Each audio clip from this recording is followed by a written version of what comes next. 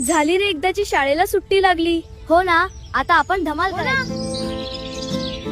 गरीब घरात शिकणं म्हणजे प्रत्येक गोष्टीची जपणूक करावी लागायची. पप्पू, काय करतोयस बाळा?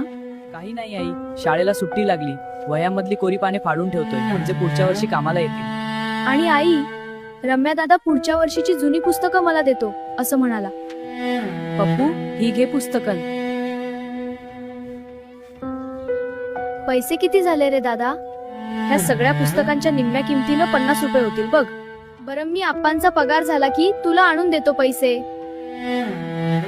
लहानपणीच्या त्या साध्या दिवसांत जुन्या पुस्तकांतूनच अनेक मुलांची स्वप्न पुढे चालत राहायची. अशा कठीण परिस्थितीतून गेलेली अनेक मुलं आज मोठी स्वप्न पूर्ण करून मोठ्या मोठ्या पदावर काम करत आहेत. असे दिवस, अशी परिस्थिती आणि अशीच लहानपणीची स्वप्न, तुमच्यापैकी कुणी कुणी असा अनुभव घेतला आहे का? असल्यास कमेंट करून नक्की सांगा.